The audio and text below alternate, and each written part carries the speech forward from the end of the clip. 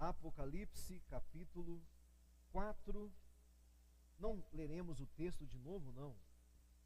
Apenas para ver uma frase aqui. Apocalipse, capítulo 4. Amém? Não esqueçamos a intenção. O objetivo. Tem som aí não? Tem som ou não? Som, teste, ei. Foi? Não? Não? Então deixa. Som, teste. Aqui tem muito. Som, teste. Foi? Som, teste. Mais um pouquinho ali. Som, ei. Ei, ei, ei. Som. Amém. Não esqueçamos o objetivo. Apocalipse, tenho dito para vocês, é um livro cíclico. Ele começa, é bom baixar um pouquinho mais lá. Lá para lá, o Renan, tira um pouquinho para lá ainda, para cá e para cá. Mas bem pouquinho. É um livro cíclico, ele começa...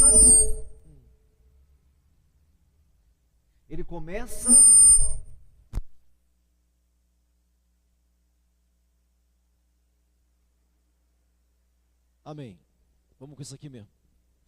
Ele começa e termina sem que chegue ao fim do livro. O que é começar e terminar, que eu quero dizer? Entenda bem, até o fim você vai entender. Até o capítulo 22 nós vamos entender. Ele começa com o plano da salvação, a execução desse plano, o que interfere na execução desse plano, às vezes a crucificação de Jesus, com uns detalhes, depois com outros detalhes, a salvação, a vinda de Cristo, nós sendo arrebatados, é isso que é começo, meio e fim. A promessa da vinda de Cristo, primeira vez, a salvação, o perdão de pecados, a nossa subida, às vezes um detalhezinho com relação ao Espírito Santo, a nossa morada no céu, o nosso tempo futuro com Deus. É isso que vai acontecer 7 vezes. Às vezes com mais intensidade na nossa ida para lá, às vezes com mais intensidade de como é o trono, às vezes com mais intensidade do perdão, da cruz, mas é isso que vai acontecer 7 vezes. Amém? É esse o meu intuito aqui no Apocalipse, porque não tem nenhum ano, nós já fizemos uma análise de Apocalipse, com outro objetivo, né? Para mostrar mais as catástrofes que tem mesmo. Meu plano aqui, eu acho que vai até durar pouco, não vai durar muito, é esse, de mostrar que há um começo da história, um meio da história e um fim da história. Lembrando que quando eu falo história, é Cristo vindo para nós, Cristo morrendo por nós, Cristo nos perdoando, Cristo nos salvando, Cristo ressuscitando, Cristo voltando e nos levando para o céu. Amém? Amém, irmãos? É isso que é começo, meio e fim que eu estou dizendo. Tá bom? E aí eu quero mostrar isso no livro. No capítulo 1 ele faz a apresentação, que é chamado do prelúdio, a apresentação do livro. E nessa apresentação mostra todas as características de Jesus. Nessa apresentação mostra todas as identidades de Jesus. Todas as possíveis identidades. No capítulo 1, olho como chama de fogo, cabelo que representa a eternidade, pés que brilha como fogo, e por aí apresenta. Capítulo 2 e 3 mostra Jesus nas igrejas. Jesus que fala através da igreja. Agora lembre-se, escute isso aqui, igreja não é a mesma coisa que templo. Tá bom? Tudo bem? Igreja e templo são coisas diferentes. Templo é o lugar onde a gente se reúne. Igreja é o povo comprado por Cristo. Eu posso com certeza garantir que todo mundo aqui é igreja? Eu posso garantir isso? Posso garantir isso? Eu não posso garantir isso. Não posso. Porque igrejas são aqueles comprados pelo sangue de Cristo e que vivem de acordo com esse sacrifício. Se Cristo deu a vida dele por nós, não é demais que nós entreguemos a nossa vida por ele, ué. Tá bom? Se ele morreu por nós, não é demais que nós morramos por ele. É lógico que a morte que ele exige de nós é muito mais suave do que a dele. A morte que ele exige de você é muito mais suave. Amém? Então nem todo mundo aqui é igreja, mas todos aqui faz parte desse ministério, desse templo. Então diferencia templo e igreja. Então aqui no capítulo 2 e 3 temos as sete tipos de igreja que vai ter em todos os tempos. Inclusive agora as 7 igrejas estão aí. Uma igreja que tolera heresia, outra igreja que tolera prostituição, igreja que tolera dissimulação, igreja que faz tudo um monte de coisa para Deus sem Deus. Nós falamos isso aí exaustivamente. Amém, irmãos? Tudo bem até aqui? 7 tipos de igreja, 7 características de igreja. Umas que são frias, outras que são quentes, umas que louvam mais, outras que pregam mais, umas que levam a Bíblia mais a sério, outra que leva a oração mais a sério, outra que leva a evangelização. Então tem todas as igrejas, em todos os tempos. Cristo se manifesta através das igrejas. E em cada igreja ele vai mostrar salvação, perdão, o arrebatamento. Quando ele fala assim, olha, aquele que vencer vai assentar comigo no meu trono. O que ele está falando? A gente morar com ele. Entendeu? Quando ele se apresenta, isto diz o santo, o filho de Deus. O que ele está falando? Que nós podemos ser filho de Deus a partir dele. Então, o 2 e o 3 tem as 7 igrejas, os 7 períodos, os 7 tempos. Amém? Até aqui? E aí começamos o capítulo 4, nós não leremos de novo, pode ficar tranquilo. Mas eu quero ver o comecinho do capítulo 4 com vocês, que diz assim: depois destas coisas olhei, e eis não somente uma porta aberta no céu, como também a primeira voz que ouvi lá no capítulo 1, como voz de trombeta a falar comigo, dizendo, sobe aqui. Aqui aonde? No trono, na sala do trono. Sobe aqui e te mostrarei o que vai acontecer. Olha para mim aqui agora. Te mostrarei o que, irmãos? Diga para mim o que vai acontecer. Eu te mostrarei o que vai acontecer. E ele vai fazer isso 7 vezes. Vai mostrar começo, meio e fim, 7 vezes. A primeira já foi, capítulo 2 e 3. A segunda vez, 4, 5, 6 e 7. A segunda vez. E vocês vão entender melhor quando chegar no capítulo 7. Eu vou mostrar o que vai acontecer. Tudo o que vai acontecer, algumas vezes com um ponto mais detalhado, outras vezes não. Vou mostrar. É isso que João vai ver. Ele sobe à sala do trono. E na sala do trono, nós já vimos aqui, verso 2, imediatamente me achei em espírito, e eis armado no céu um trono, e no trono alguém sentado, não é? Alguém sentado. E esse que se acha assentado é semelhante no aspecto, aí começa a falar de como é que aquele que está assentado se parece. Veja bem, olhe para cá, aí eu não leio mais. Então aqui, ele vai ser assunto a sala do trono, em espírito. João fisicamente está na terra. Presta atenção, você é cristão, irmão, você tem que crer nessas coisas. Está na terra, fisicamente. Mas em espírito, ele está na sala do trono. E ele tem uma visão de quem está assentado no trono. E quando ele começa a falar, ele na verdade não viu nada que possa ser racional. Ele vê assim um rio de luzes. O que ele vê são luzes. Ele vê brilho. Ele vê iluminação. Ele não consegue ver, porque ninguém vê Deus na sua intensidade. Até o Moisés, a pastora falou que assim, que Moisés viu Deus face a face. A Bíblia fala isso mesmo. Mas o que é esse face a face? É face e luz. Então quando Moisés vê aquilo, ele tem que ficar assim com o olho para a montanha. Ele tem que ficar com o olho assim na pedra. E Deus ia passar assim a luz dele assim, ó. Isso que é face a face. É ver a glória de Deus. É o que João está vendo aqui. É o que João está vendo aqui. Luzes. Por que luzes, pastor? Porque não tem como alguém na carne ver o todo-poderoso Deus. Não tem como. Então é o que João está vendo. E aqui, nós já lemos, já falei para vocês. Ele vê o Senhor Deus Pai e ele vê o Senhor Deus Espírito Santo. E o que acontece no João capítulo 4? Há uma adoração. Os 24 anciãos e os 4 seres viventes se prostram e adoram, sim ou não? E adoram aquele que está assentado no trono. adoram os 7 Espíritos de Deus. Está lá no texto, capítulo 4. Aí, o capítulo 5 é reservado só para Jesus. Não porque ele é maior, porque para nós o que interessa é o que Jesus fez por nós. Ninguém tem acesso ao Pai. Como é que está lá em João 14,6? O que diz? Eu sou o caminho, a verdade, diga para mim, e ninguém vem ao Pai. Interessante esse verbo, nunca muda esse verbo, tá? Não é ninguém vai ao Pai, é ninguém vem. Jesus está se chamando de Pai também. Ninguém vem ao Pai, a não ser por mim. Ninguém vem ao Pai. Então não muda esse verbo, porque a linguagem de hoje mudou. Não é ninguém vai ao Pai, ninguém vem.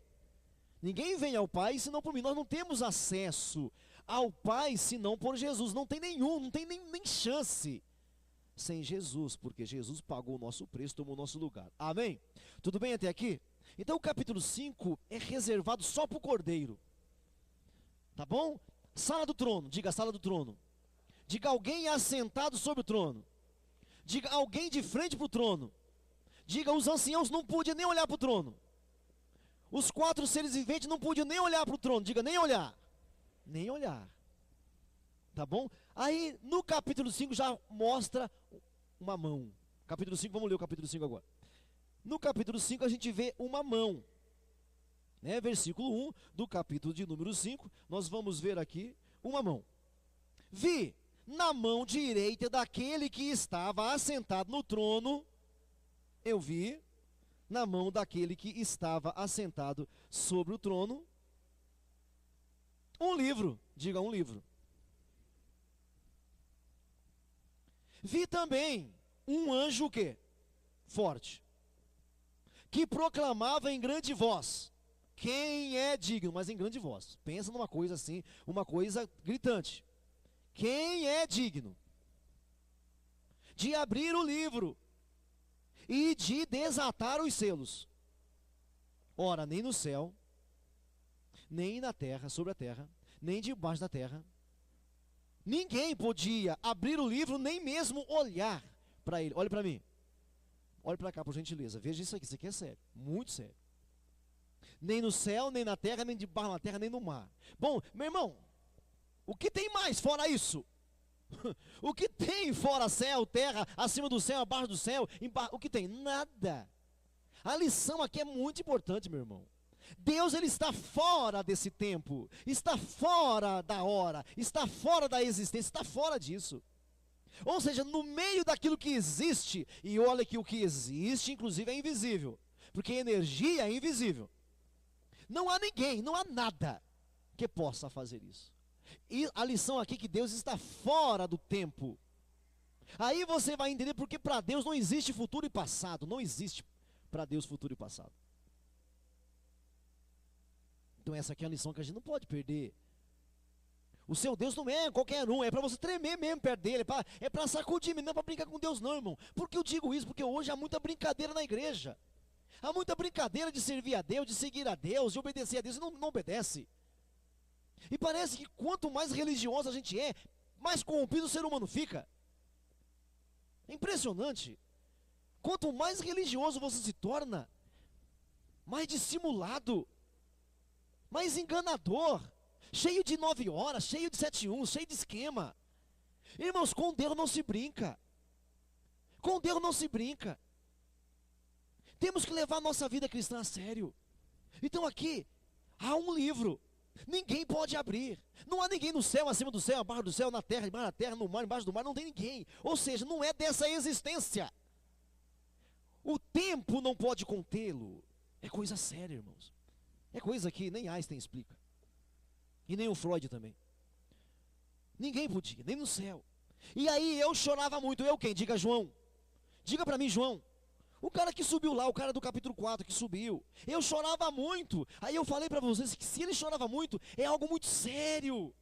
Eu chorava muito porque ninguém foi achado digno de abrir o livro, nem mesmo de olhar para ele. Todavia um dos anciãos me disse, não chores. Mas eu quero chamar a atenção para isso aqui, o João está chorando, porque tem algum motivo. Por que ao não ler o livro o cara chora? Irmãos, ele está vendo as luzes, ele está vendo o trono, aquela coisa linda, maravilhosa. Ele está vendo aquela coisa maravilhosa, soberana, e agora ele começa a chorar por causa do livro. Então você tem que perguntar o que tem nesse livro. O que há de importante nisso? Você tem que se perguntar. Porque, irmãos, quem de nós aqui no céu, vendo toda aquela iluminação que isso aqui não comporta, as luzes da terra, o raio laser não pode, nem chega perto. O João lá no céu, aquele trono branco, Deus sentado, o Espírito lá, o Cordeiro lá. O João está chorando porque ninguém pode abrir o livro. Então você tem que perguntar o que há de especial. Somos obrigados a falar, meu Deus do céu. O João, na verdade, o João não sabe, mas João sente. Na verdade, irmãos, nós seres humanos, nós somos estranhos demais.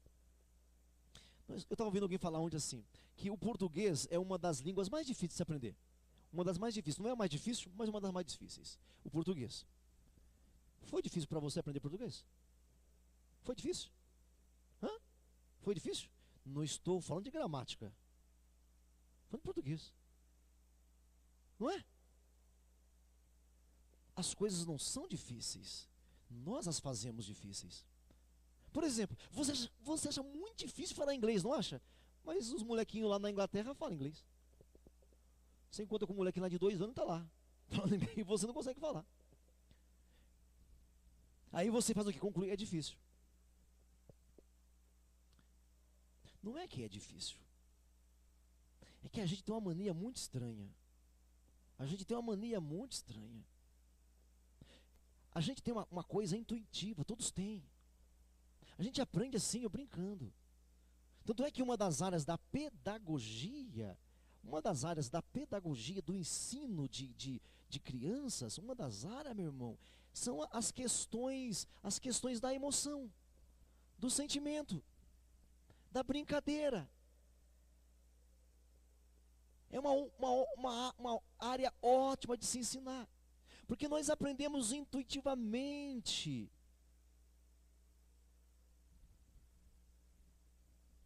O João, ele não sabe o que tem no livro, mas ele sabe por dentro, ele tem uma intuição de que é alguma coisa fora do sério. Nós somos assim, só que nós deixamos isso passar.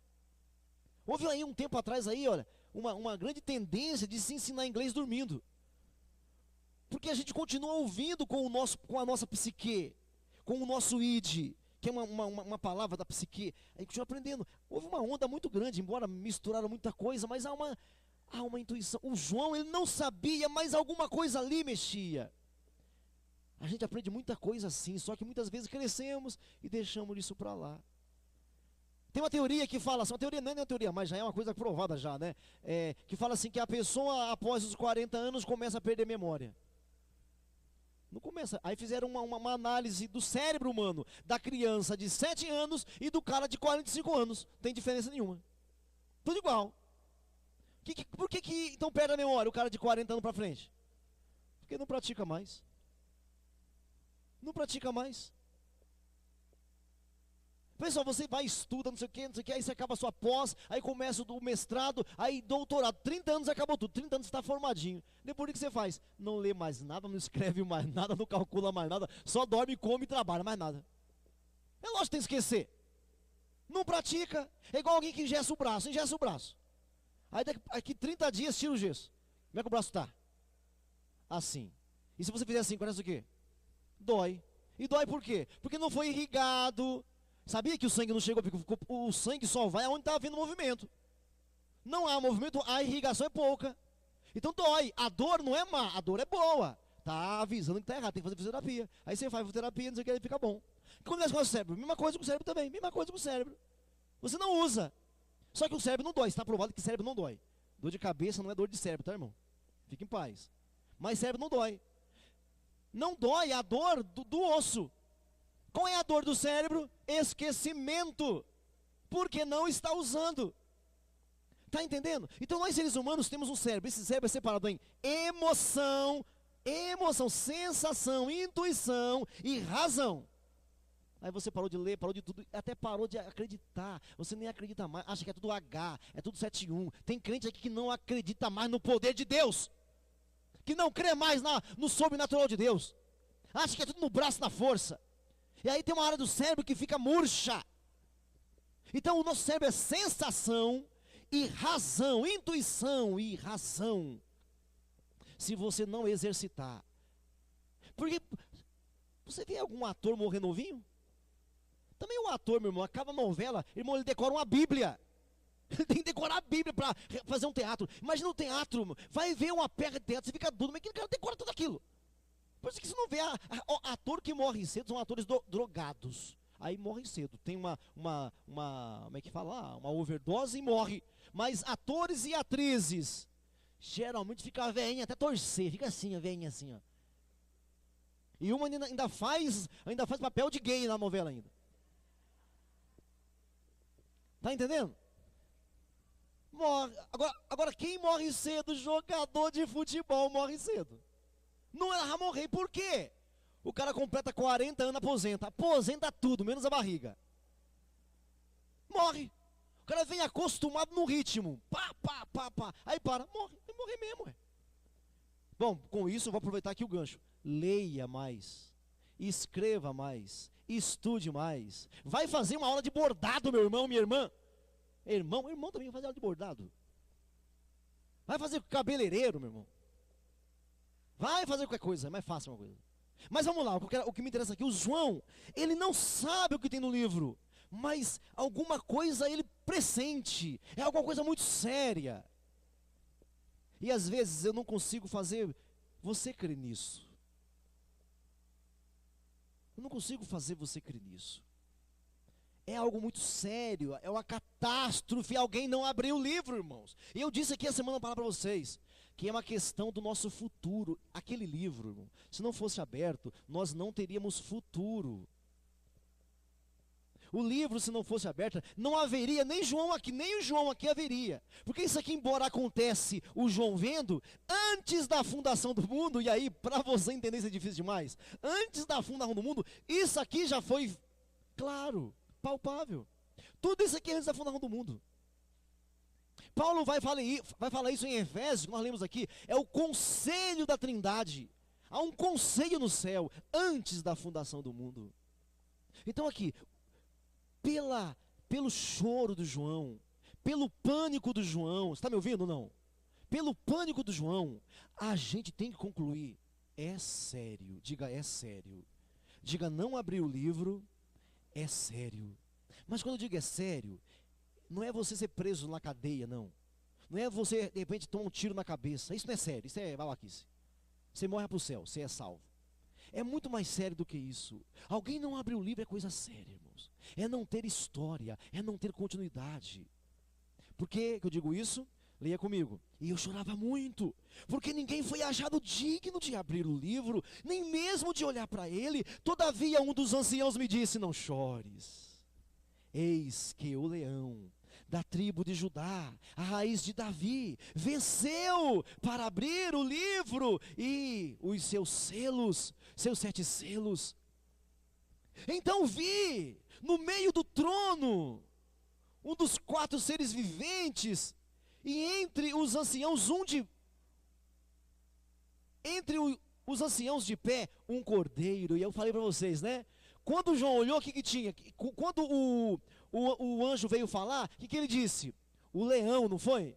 O leão, não é isso que está aí no versículo anterior aí, olha? No verso 5, todavia, um dos anciãos me disse, não chores, eis que o leão, diga o leão.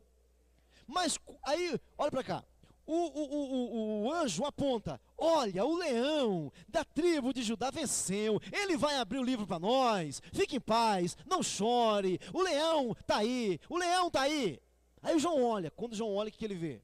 Um cordeiro.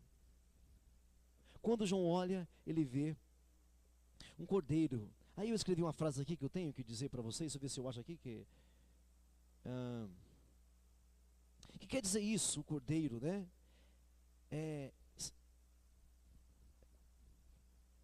Quando ele fala o cordeiro como tendo sido morto, se fisicamente ou não,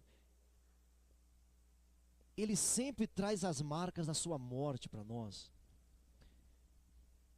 O que quer dizer isso aqui? Quando ele olha, eis o cordeiro como tendo sido morto. Sempre que Jesus se apresentava para nós, para os primeiros discípulos, depois de ressurreto, lembra para Tomé? Quando Tomé duvidou que Jesus tinha vindo na sala, lembra disso não? Tomé não duvidou? Tomé não é chamado o cara que duvida, o cara incrédulo? Quando ele duvidou, Jesus 7 dias depois voltou na sala lá do Pedro, da Maria, do João e disse: Tomé, vede as minhas mãos. Aí o Tomé viu e tinha as marcas, sim ou não? Tinha as marcas, sim ou não? Tinha as marcas. Sempre, se fisicamente ou não, sempre que Jesus se apresenta, ele traz as marcas da sua morte. O que é isso, pastor? Isso é esperança para nós. Isso é salvação para nós. Isso é libertação para nós. Apareceu isso no capítulo 4. O Pai fez isso, o Espírito, não estou menosprezando ele, jamais faria isso. Não é questão de menosprezo, é questão de ministério. Sempre que Jesus se apresenta ou nos traz revelação, está sempre fundamentado na morte dele. É sempre na morte, porque sem a morte, meu irmão, eu e você não somos ninguém. Não há nada sem a morte de Jesus. Não há nada. Volta para o 5, 6. Então vi no meio do trono um dos 4 seres viventes, e entre os anciãos de pé, um cordeiro, como tendo sido morto. Ele tinha 7 chifres, quer dizer poder, todo poder. Chifre na Bíblia, poder. Bem como 7 olhos, quer dizer isso, onisciência. Que são os 7 Espíritos de Deus, enviados por toda a terra. Veio, pois, e tomou o livro da mão direita. Tomou o livro. Tomou, não pediu não, tomou. Não quer dizer desrespeito, quer dizer autoridade. Vindo, tomou o livro da mão direita daquele que estava assentado no trono. E quando tomou o livro, os 4 seres viventes e os 24 anciãos prostraram-se diante do cordeiro. Veja que não há desrespeito aqui. Olha para mim aqui, presta atenção, não há desrespeito. Ele chega, o leão da tribo de Judá, que quando João olha é um cordeiro, ele é que vai abrir o livro, ele chega e ele toma. E o verbo aqui no original é de tomar mesmo com violência, tomar mesmo o livro, tipo dominar o livro, porque é para isso que o cordeiro existe, para nos dar continuidade histórica, para nos dar continuidade, vida eterna, para que nós sejamos semelhantes a ele em eternidade. Então ele toma, e quando ele toma, diz o que? Que os 24 anciãos, os 4 seres viventes, se prostram e adoram diga mais alto, pelo amor de Deus, ao Cordeiro. Não há desrespeito, você vê que não há. Eles adoram ao Cordeiro, tendo cada um deles uma harpa e taças de ouro, cheias do incenso, que são as orações dos santos. Então aqui é importante dizer, irmão, você que não ora mais, eu acho que a igreja de hoje não ora, não só a nossa. A igreja de hoje não ora porque, vai ser assim, vai ser assado, vai acontecer assim, vai acontecer assado. Não ora, não acreditamos mais na oração. Mas se você, principalmente vocês líderes, pastores, pregadores, ministradores, se vocês tiverem a curiosidade de ler sobre Jesus, você pode dividir o ministério de Jesus em 3 partes. Uma parte é a oração, outra parte é pregando e outra parte é efetuando, manifestando o poder de Deus. A gente olha para Jesus um monte de coisa, a gente gosta da multidão aos pés de Jesus, mas a gente não olha Jesus orando. Irmão, Jesus está sempre orando no barquinho, está sempre na montanha, está sempre no lugar retirado, sempre no jardim orando. Essa parte a gente não vê. Irmãos, olha a lição para nós. Se Jesus orou, quem sou eu, irmão? Quem é o Clóvis?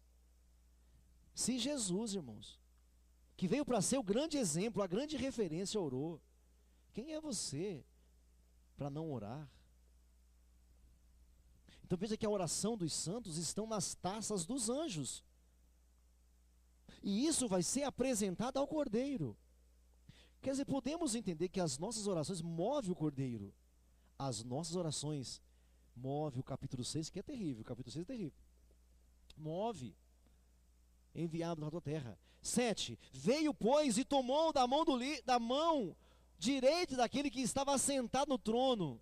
E quando fez isso, se prostraram os anciãos, os 24 anciãos, os 4 seres viventes, tendo cada um deles uma harpa e taças de ouro cheias de incenso, que são, a interpretação está aí, não precisa interpretar, está aí. O que são essas taças cheias? de incenso. São as orações dos santos.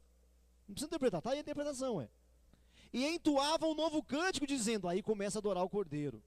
Aí tem um cântico, já lemos, vamos pular para o versículo 11. Vi e ouvi uma voz de muitos. Olha para mim aqui. O que nós temos no capítulo 5? Nós temos os 4 seres viventes, os 24 anciãos, e agora no verso 11, olha isso aqui. Vi e ouvi uma voz de muitos anjos, ao redor do trono, dos seres viventes e dos anciãos, cujo número era de milhões e milhares de milhares, proclamando, olhe para mim de novo, por gentileza. Assim que o Cordeiro pega o livro da mão daquele que está sentado no trono, os 24 anciãos e os 4 seres viventes se prostram e adoram. Mas no versículo 11, João vê, e ele vê outros anjos, e o número dele, milhares de milhares, milhões de milhões, que agora vão adorar também.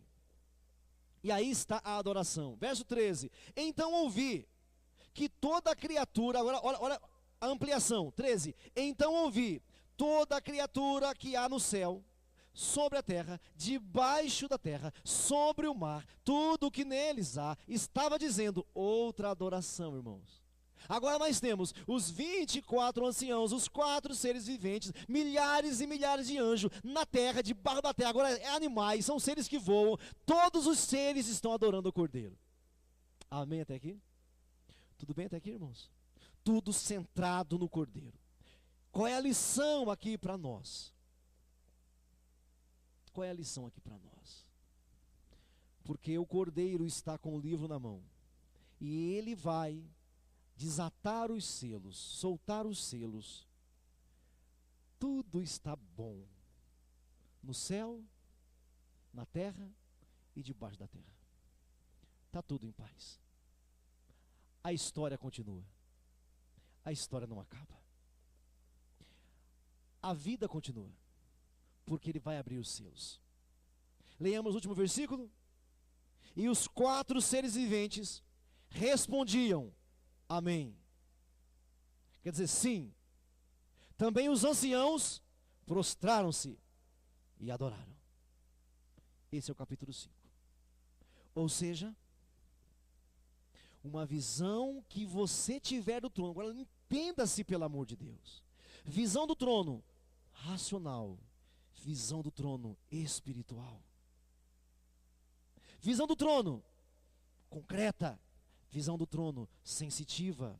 E quando digo sensitiva é emocional, sentimental, sobrenatural, espiritual, isso quer dizer. Visão do trono, a visão que nós teremos do trono vai mudar a nossa vida na terra.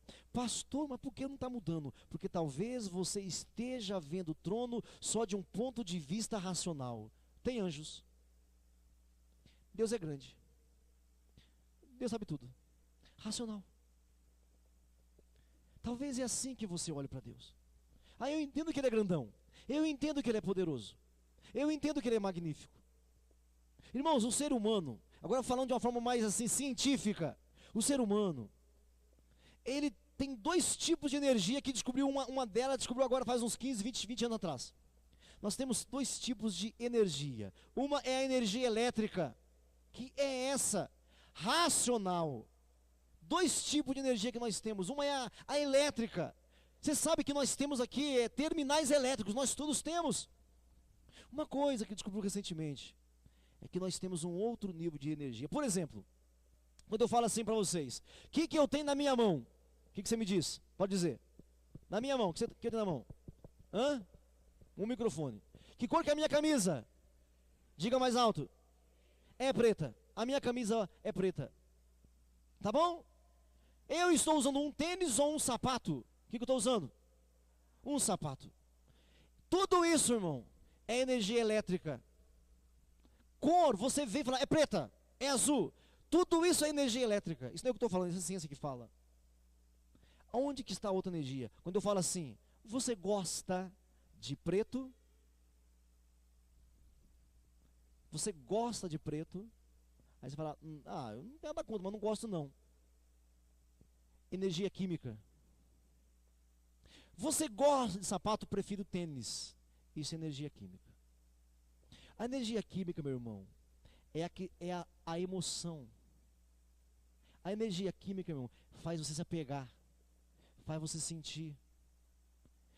O problema dos cristãos, de todo mundo, é que a gente ou somos uma coisa ou somos outra coisa. Ou você é hiperracional, 2 mais 2, 4 mais 4, é côncavo, convexo, raiz, quadrada, forma de Bhaskara, sei lá o que. Ou então você estou sentindo, tô arrepiado.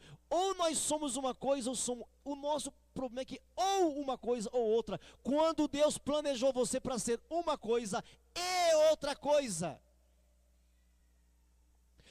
Ter uma visão do trono muda a nossa vida na terra. Quando eu tenho a visão completa. Você sabe que Deus é grande, porque está mostrando aqui que Ele é poderoso, mas qual é o envolvimento? Que paixão nós temos por Ele? Que decisão nós vamos tomar? Que apego nós teremos com isso? Isso não vai ficar só para você na sua cabecinha. Você não vai compartilhar com seu pai, com a sua mãe. A sua mãe e o seu pai vai continuar naquela vidinha religiosa. Você não vai passar, não vai tentar demonstrar isso. O que é que o novo convertido tem, gente? Razão ou emoção? Me diga, o novo convertido, o cara acaba de se converter, o que ele tem muito? Razão ou emoção? Emoção.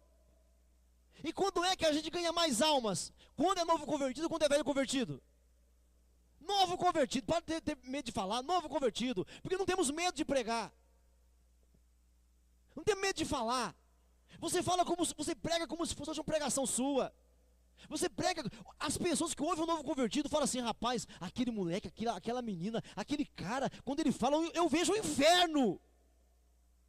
E é que você tem que mostrar o inferno mesmo.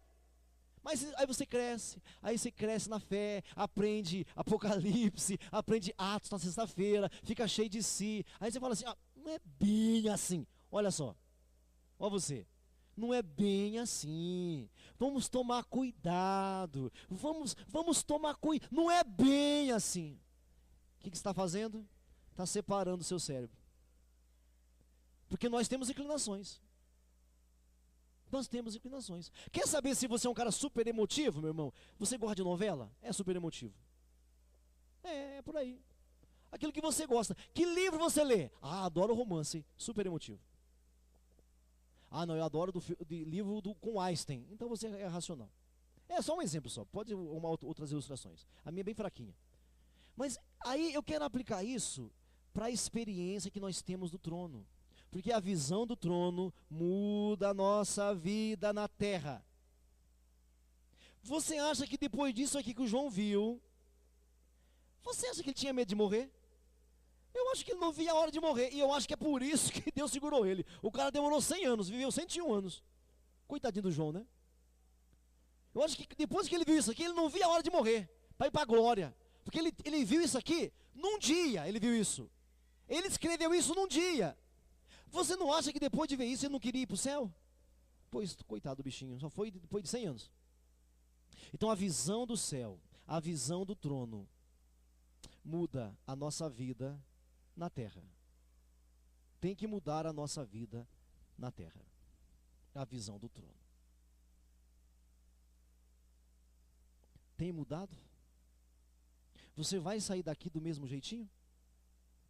Você vai sair daqui e nada aconteceu? Quando eu digo para você, Deus está nesse lugar, como é que isso se move em você? Como é que isso se manifesta em você? Que respeito nós damos a Ele, que honra, que temor nós temos diante dEle. Temos que pensar nisso. Porque capítulo 6 está chegando aí. E capítulo 6 é prática de vida, é caminhada de vida. Capítulo 6 está chegando aí. E o capítulo 6 é delicado. É delicado. Visão do trono muda a nossa vida na terra. Agora, será que Deus precisa falar assim: sobe aqui, fulano de tal, vou te mostrar o trono? Nós não precisaríamos, porque você lê um livro. Quantos de vocês vê esses filmes que passam aí? Esses filmes que eram livros, aí você fala o quê? Aí eu fui assistir o filme, mas eu li o livro. Ah, não chega nem perto do livro. Por que você lê o livro, depois de ver o filme, aí você fala assim, ah, não chega nem perto. Vocês foram ver Moisés, não foram ver? A maioria me falou, ah, não chega nem perto, pastor. Mesmo com tanto efeito, né? Com tanta coisa, mas ó, não chega nem perto. Ainda critica ainda, ah, não, estava errado. Ainda critica ainda, estava errado lá ainda. Por que quando você lê um livro, você conclui que o livro é melhor do que o filme? Porque o livro faz você viajar. Por que Apocalipse 4 e 5 não faz você viajar? Acostumou? A vida carnal é mais dominante? Comprar, comer, beber, vender é mais dominante? Quem disse que você precisa ter essa mesma experiência do João? Sendo que você tem um livro. Sendo que está aqui diante de você. Por que você não consegue ler com cuidado, devagarinho e entrar lá? Porque tudo aquilo que João viu é espiritual. Porque o corpo dele estava na terra, sim ou não? Aonde estava o olho físico do João? Onde estava o olho físico do João? Onde estava o ouvido físico do João? Aonde estava o sentimento físico, biológico do João? Na terra. Então ele não viu nada mais do que você, porque ele registrou. Então você pode ver também espiritualmente. Você pode ver também com a sua emoção, com o seu sentimento. Você pode ver também. Por que se o João viu em espírito, como é que ele viu? Ele viu de forma espiritual. E por que nós não podemos também? O livro você vê. Então, a visão que nós temos do trono é para mudar a nossa vida, no nosso casamento, na nossa escola, no nosso trabalho. Não tem mudado, eu não estou tendo uma visão do trono. E que é o propósito do Apocalipse. Lá no capítulo 1 fala assim, João, escreve e manda para as igrejas. Lá no capítulo 1, João, você vai escrever esse livro e você vai enviar para as igrejas. Por isso que nós o temos aqui. O que nós temos feito com isso então? Ou o que nós vamos fazer com isso? Curva a sua cabeça, feche os seus olhos. Curva a sua cabeça, feche os seus olhos por gentileza.